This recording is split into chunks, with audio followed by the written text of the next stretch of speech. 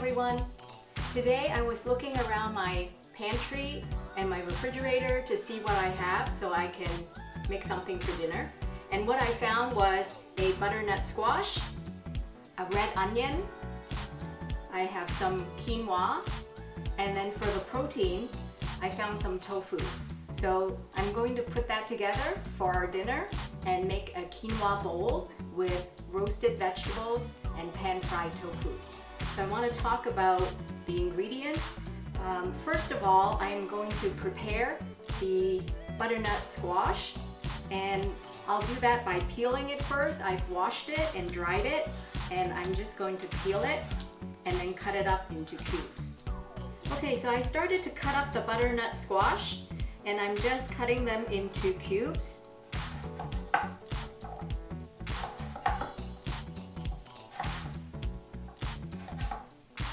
And then I'm going to add it here to my pan.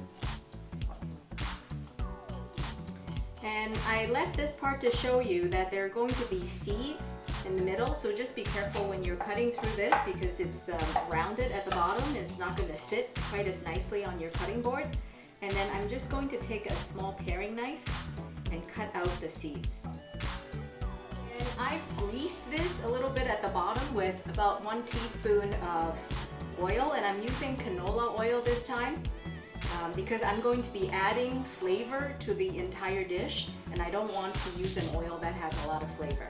So I've got that in there, and I have about 1.5 tablespoons of canola oil in here that I am just going to drizzle over, and I'm going to give it a toss and then get that into the oven. I'm going to be using the red onion both for flavor and for a little bit of color, and I don't think I'm going to need to use the entire thing, so I'm going to cut it in half and just use half of the onion for this dish. And I am going to slice it into thin slices.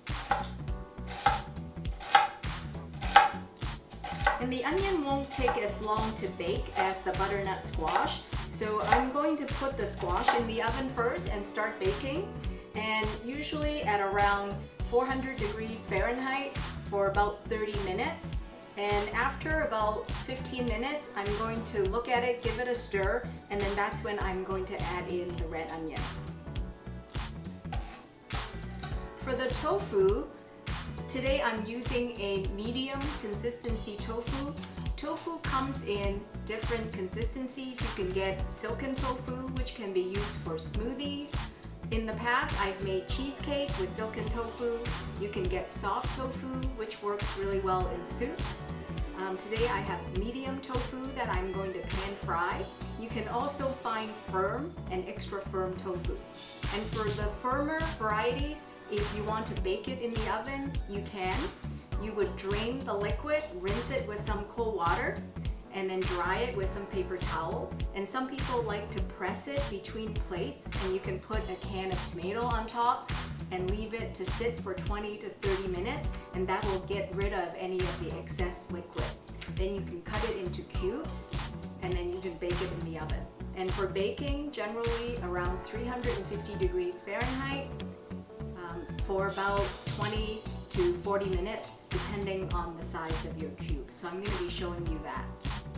And the reason I chose tofu today is that soy protein is a high quality protein, and besides soy, tofu, you can also find soy products in the form of a fermented soy, such as miso or tempeh, and you may already be familiar with soybeans, edamame, or roasted soybeans, which are soy nuts.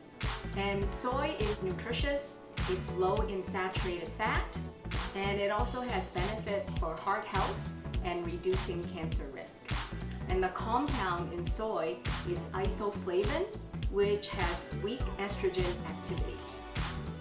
So the butternut squash is being baked right now in the oven, and I have the tofu cut up, and I'm going to be pan frying that. One thing I want to mention about tofu is that it can be quite bland on its own, but it does take on the flavor of the sauces and the herbs and spices that you cook it in. So for today, I'm going to make a tahini sauce, and tahini is sesame butter, and so I have a 1/4 cup of tahini here. You can also use sunflower seed butter or peanut butter, so it's up to you what you feel like. And so I'm going to put that in. I also have 2 tablespoons of low sodium soy sauce.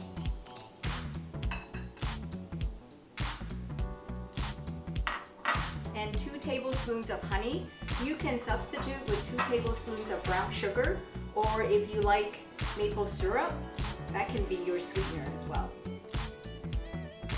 A little bit of acidity. I have a tablespoon of rice vinegar.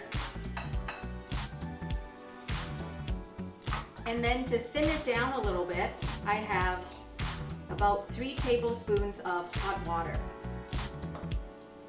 If you like it thicker, you can add less. If you like a thinner sauce, you can add more. And then I'm just going to combine all of that and have that ready. So I've been pan frying the tofu over here, and it's best to use a non-stick skillet. I'm using a cast iron frying pan at medium heat. I'm using about a tablespoon of canola oil, and I'm frying the tofu about 2 minutes per side, and you can see already that some of the pieces are getting golden in color. So these are nice and golden brown now. I'm going to turn off the heat. So the butternut squash and red onions are nicely roasted, and I have my tofu over here, so I'm going to combine the two together and give my tahini sauce just a quick whisk to make sure everything is still combined. And I'm going to add all of that into my mixture.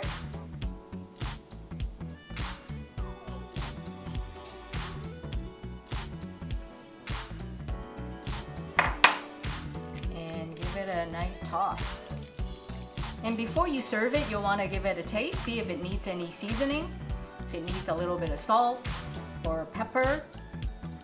And for garnish, I happen to have some green onions, so I'm going to add those right in.